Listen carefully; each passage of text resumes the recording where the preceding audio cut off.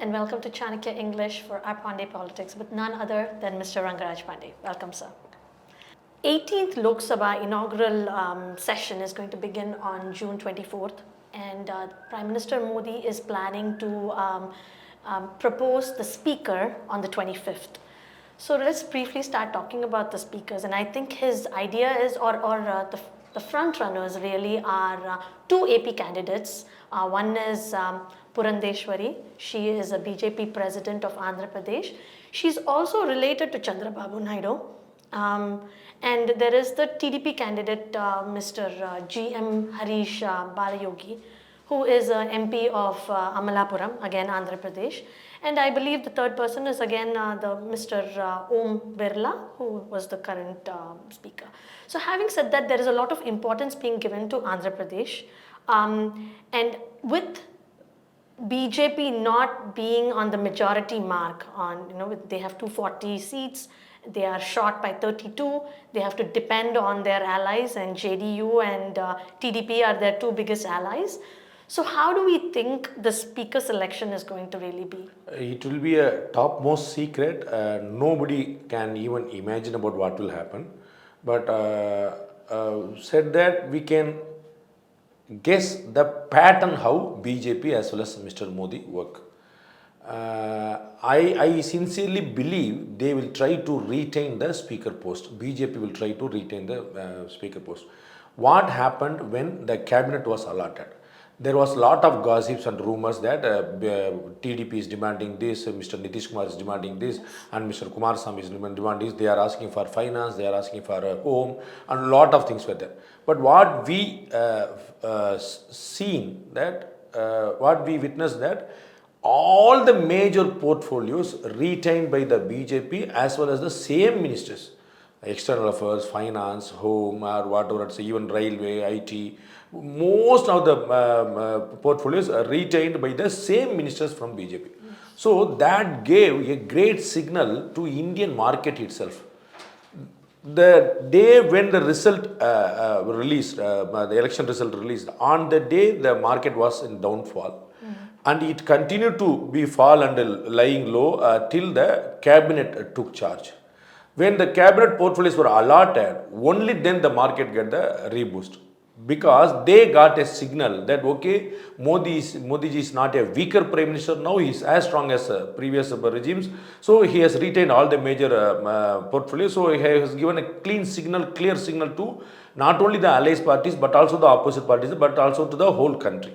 So I think being a key post, even in the scenario that opposition parties in strong numbers, I think BJP will try to retain the speaker post. Might be Mr. Om Birla or somebody else, but BJP as a party, I think they will retain. But of course, Mr. Chandrababu Naidu is having he is always used to make all the ask for all key posts. Even in Vajpayee government, he was having his own speaker from his party, and RBI governor was also recommended by him. So he was very interested in putting his persons in key posts. So obviously they will try. But I think till 2024 December 31st, where the 4 state election is going to happen, Haryana, Maharashtra, Jharkhand, Jammu Kashmir, the people as well as the opposition parties as well as the allies party will wait what is going to happen in the for 4 state election. They will see only after the results they will decide whether we have to take upper hand or BJP has to retain their upper hand position. So till then I think there will not be a huge turmoil or confusion on selecting the speaker. I think BJP will retain it. But of course again I have to repeat, we all can guess. Only the BJP High Command and in person Mr. Modi will know what is going to happen. How about the deputy speaker? That can be given to anybody, even including TDP, because in 2014 itself, when they were having a full majority government in 2014, the Narendra Modi government, they gave Mr. Thambidurai from Tamil Nadu and DMK. They were not in Nalai on the day. So he was given on the day. So they will never hesitate to give the deputy speaker position to other parties. That is not a problem. Opposition? Could opposition get negotiated? If there is any negotiation, they can try. Most probably not from anybody from opposition. Most probably 99%, because that may give a wrong signal. See, now from now on, whatever the Prime Minister do, they all will link. Everybody will link that action with the strength of the BJP in Lok Sabha. So, because they are having only 240 MPs, they have decided this. Because they have shortfall of 32 MPs, they are doing like this. Everything will be calculated with the Lok Sabha strength. So, being a shrewd politician ever India has witnessed, Narendra Modi ji will not give the deputy speaker post also to the opposition. That will not be seen as a magnanimous one, but that will be seen as a weaker one in this scenario. So, I don't think he will go, and that is not a wise idea too. Okay. Sir, the Vikramandi by-polls that's coming up. So Vikramandi is in Viluppuram district. We lost the DMK legislator Pugalendi in April, so they are having the by-elections, and so we have representation from DMK and PMK. From NDA alliance. Correct. So that's the NDA alliance. But ADMK has refrained from participating, right? And their reasoning is that it's not going to be a fair by-election, and they do not want to be part of it. So having said that, how do we think their votes are going to be split? Is it going to favor... that is the greatest challenge ADMK has to face, and that is where I think that ADMK High Command's decision was a wrong one, and that is going to cost them. Because ADMK as a party may refrain from contesting, but the cadres and voters and sympathizers of ADMK, they will vote. They will not refrain themselves from voting. So, and the voting is not going to be lesser than the normal one. In Tamil Nadu, we used to have in general elections, whether it's a Lok Sabha or Assembly, in general elections, we used to poll around 68 to 71%, around in and around the 3% plus or minus. It will always around 68 to 71, better than the north states. And in by-elections, it will be go around 74 to 76. Normally, it will go to 72 to 75. I can say 72 to 75, 2-3%. It will be, there will be an increase. So again, in this election also, DMK will try their best, and PMK as an India alliance, and it's a strong basin of them also. So Vikramandi is a strong basin of PMK also. And they will try to get as much numbers as possible. So the ADMK votes will split into two. Correct. Most of the votes will go to DMK. Most of the vote will go to DMK, because the ADMK cadre will better connection with the DMK than PMK. They will see PMK as well as BJP, their major ally, as caste and religious parties. But they will ally with the DMK as a Dravidian party. They can connect themselves with the Dravidian party. So, the ADMK vote, of course, Mr. Ponmudi, who is the sitting minister and, from that particular area, he openly said, need not worry, ADMK voters will vote us only. So, he was so confident that ADMK vote also is going to gain them. So, in long run, if 100, it's a business market technique, you know.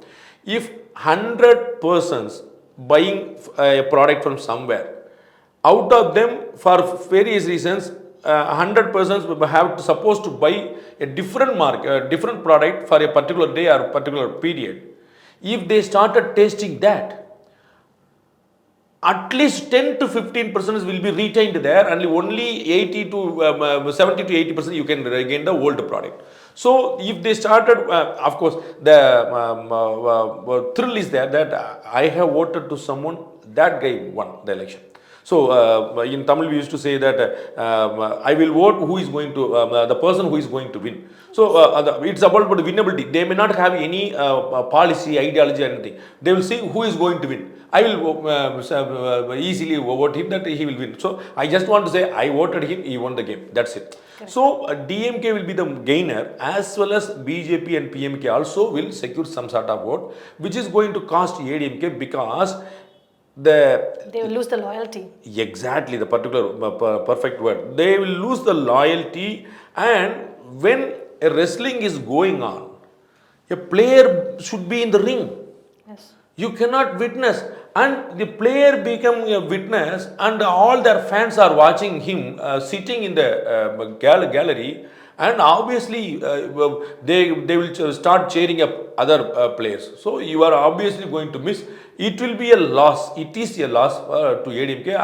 I am wondering why he came out of BJP alliance, Mr. Yadapadi Palaniswamy.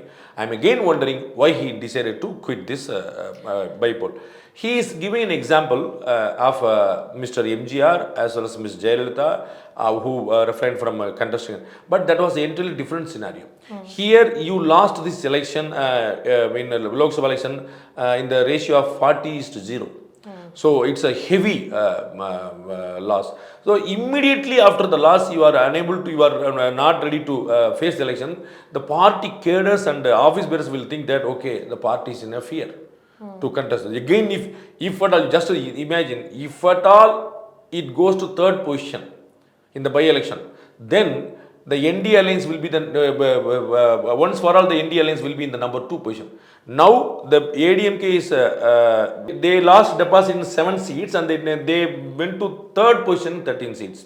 So the ADMK is the BJP is claiming that we are the number 2 party now because we were able to surpass ADMK in most of the places. So then if in Vikramandi by-election also, if at all the ADMK goes to third place, then it will be a fixed one. So I don't know what made him to take the decision. But it's P. Chidambaram is claiming that ADMK is shaking hands with BJP NDA alliance. That's why they step back. But in fact, hearing you talk, can we say it the other way around? Are they giving it up for DMK? Mr. Chidambaram commented that ADMK is acting on the boss's comment. The boss is Delhi. It means BJP. A party in Tamil Nadu which cannot move a single step, take a single step without the support of DMK, which is Congress. They cannot win even a single MP seat without DMK's alliance. They can say who is the master for whom and all those things. They can say it's all fun. Mr. Chidambaram is the senior most politician of India. He's making some funny comment. We can laugh and we can enjoy that, and we have to cross over that. We need not to discuss and dig it detail. It was a funny comment. It's a wit. It's a joke. That's it. Because we know very well that when the Tamil Nadu state president of Congress party said, we would like to stand on our own legs. We want to stand on our own and we cannot depend on others. We have to make our own Kamraj ruling, which is stalwart of Congress party. Immediately, a huge opposition came from the Congress party itself, not from DMK. DMK was not criticizing Congress that okay, you want to go alone, you go alone. Who stops you? It was not a comment from DMK. But it was a huge criticism from the Congress itself that they are not at all in a position even to think about going alone, fighting alone, winning elections and making government. They are not even in a position to think. They have to rely on DMK as a housewife with no money, with no work, only depending on a husband. They don't have any other choices at all. So they are commenting ADMK and they are commenting BJP is nothing but a joke. Okay, but P. Chidambaram is considered like a prominent figure, right? He can make jokes, no? What is it? You want to see him always a serious person? He can make jokes also, no? Okay. So the next thing I wanted to get into is the recent train accident in Darjeeling. It was a goods train, so we didn't have too many lives lost. I seriously believe it's a failure of the railways. You cannot make, and it's a second major accident within a year, and yes. we saw that same thing happened in Odisha. Correct. And we are seeing the same thing in West Bengal, and both happened in railway stations. It was not only about missed signals, it might be because of some individual person's letharginess, might be. But who is going to take responsibility? You, the government, the minister has to take the responsibility without any doubt. Because something is happening, if you launch Vande Bharat, the government is taking claim that we are launching that. If you are working on bullet train, you are taking claim that we do all these things. If some accident happens, who will take responsibility for that? It is the government, it is the ministry, it is the minister should take the responsibility. And by now, the Odisha case should have been come to a conclusion and pointed out someone, and it's not a terror act, it is an accident, just it happened because of the lethargic illness of the XYZ, so we are punishing him. That has to be done, not yet done. And the second accident happened almost 15 to 16, exactly 1 year. yeah, 17 life lost. And again it's happened the same pattern. It has happened in the station, so it's not happened in a midway that somewhere in same lane opposite two trains came. It's not, it happened at station itself. So we have to make it and see it in a serious way, and we have to put someone responsible. And I seriously think that you are talking about lot of technologies and all, and we have a technology called Kavach, where you can easily assume and predict, even you can stop the train automatically, even the driver is not aware. If opposite in the same line opposite one more train comes, the Kavach technology will stop the train. So to avoid the accident. So it's a technology, not only a tool. So you are talking about all this advancements, and again and again accidents will happen. That is not. Of course, I agree. Accident happens everywhere, even in flights, even in roads, and everywhere we happen. But we should try to avoid. And same type of accidents within a year causing huge human life loss, certainly not acceptable, whatever the reason is. And coincidentally, Thursday, Prime Minister Modi is coming to Chennai to open the Vande Bharat from... That trip is not yet confirmed. They are supposed to postpone. That is what we are getting it. Okay. The day is not confirmed yet. But are they concentrating more on new and not fixing? It has to work fairly. We cannot blame that. So you cannot ask them to first set right everything, then go for the new time. You cannot ask like that. You have to work on agriculture. You have to work on ISRO. You cannot say that first let us remove everybody from poverty, 140 crore people should come out of poverty, then you start thinking about ISRO. You cannot make it. You have to make parallel. That we have to understand. You cannot be utopian, and you cannot be too orthodox and things. We have to focus on everything simultaneously. You have to release new trains, you have to introduce new technologies, you have to avoid accidents also. That has to happen simultaneously. You cannot say that first you streamline all the railway tracks and railway stations and then go for new trains. It is not possible. So, but was it a good idea to bring back Mr. Vaishnav as the... See, I don't find a mistake in a person that Vaishnav has done all these things. So he is the minister there. So whether he should retain it or not, that's up to the prerogative of a prime minister. But what I am saying, he should take responsibility. That is what my point is. Correct. You cannot allow accidents to happen, and you go and rescue work can done by anybody. Avoiding the accident is the great thing. What we are claiming in what we were claiming in Jammu Kashmir, we have avoided all the terrorist attacks, we have stopped all the stone pelting and all things. So that is the game, no? After 2002 there is no riots, after 2014 there is no terrorist attack. So that is what avoiding terrorist attacks, avoiding action, that is the game. Rescue work is not a major game that anybody can do, on any state government or any local body also they can do. So that is not, they have to focus more on how to avoid all these things. For that, if we want to point Mr. Ashwini Vaishnav, I don't have any reservations. Someone has to take responsibility from top level. That only that will give you a clear message to the whole ministry and the whole cabinet and the whole country too. Okay. And sir, recently there was this, or not really a happening, but a rumor that there's a rift between Mr. Annamalai and Ms. Tamilisai. And there was that viral video between Amit Shah and Tamilisai ma'am, where he's actually warning her, don't do something, right? But what's really going on there, and is that going to affect whatever is happening? So that particular video shot on Mr. Chandrababu Naidu's swearing in Hyderabad. We don't know what the conversation happened between Mr. Amit Shah and Mrs. Tamilisai. We don't know what is the conversation. But the tone, that face expression was a little bit rigid. So everybody assumed that, okay, some warning is going at it. Correct. And that's a separate. I don't know what happened. So but it was about the same time that I think. Yeah, of course. I completely understand the timing and all. And it was seen that Mr. Amit Shah warned Mr. Tamilisai not to do whatever he wanted to convey. So that was one part. The difference between Tamilisai and Annamalai is quite common. Every individual has their own style of working.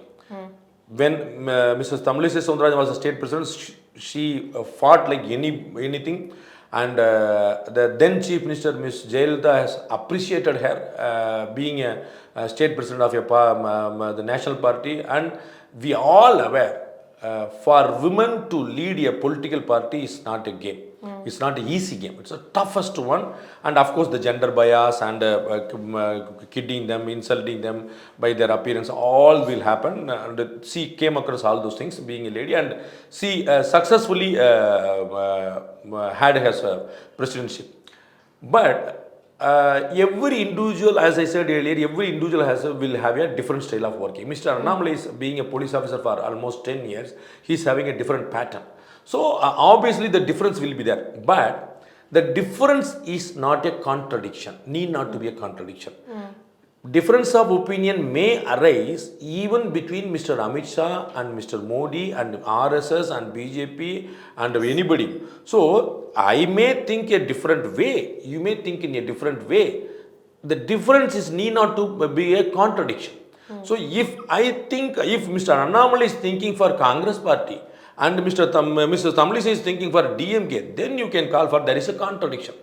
There is no, both are working for the BJP as a party. As a party workers. Difference may be there, of course, only in the national parties like Congress and BJP, there will be a louder noise of dissent notes also. The state parties, they will not have any dissent notes, even though they have something, they have to keep quiet. Otherwise, the party head will be remove that particular person. So that is what happening in all the state parties. That is where Mr. Modi is against the state parties, that they are running like a company. They are running like a family firm. So if you oppose or give some suggestion to the high command, you will be thrown away. Only in the national parties, you have seen lot of such things happened in Congress also. Few things in BJP also. So the difference expressing the difference of opinion in the public is not a new one. Of course, there should be a manner what words you are using and where you are expressing and to whom you are expressing. All these are certainly matters. But I don't see any rift is going between both of them or in a party. Certainly, many people, leaders in BJP may have a difference of opinion with Annamalai. I completely understand. It will happen if anyone, even Narendra Modi become the state president of BJP, there will be a difference of opinion. As I said, functionality of any individual is entirely different. Mr. Vajpayee's pattern was entirely different. We are seeing Mr. Narendra Modi in a different way. So it is not a difference. Vajpayee was seen as a coalition leader. Modi is seen as a independent leader. So who decided all those things? It's all our own opinion. So of course we have to accept that they will have different patterns to work. That is what. It's only a difference, not a contradiction. Okay, but with BJP needing to work more in Tamil Nadu, is this let's not that is not going to cost differences. BJP. That is not going to cost BJP. And you know, Ms. Tamilisai Soundarajan, Dr. Tamilisai Soundarajan also have an explanation what happened with Mr. Amit Shah. And Mr. Annamalai went and met her personally on her house.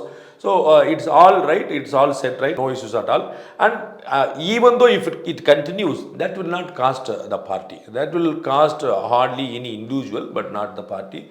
Because party is in a super speed mode to grow in Tamil Nadu. They are all united. Even Dr. Tamilisai Soundarajan will work hard to get more votes. Only then she can push herself again. So that is not going to cost the party at any point of time. Okay, thank you so much for your time, sir. Thank you much. Thank you for watching Chanakya English. Stay tuned for more such discussions.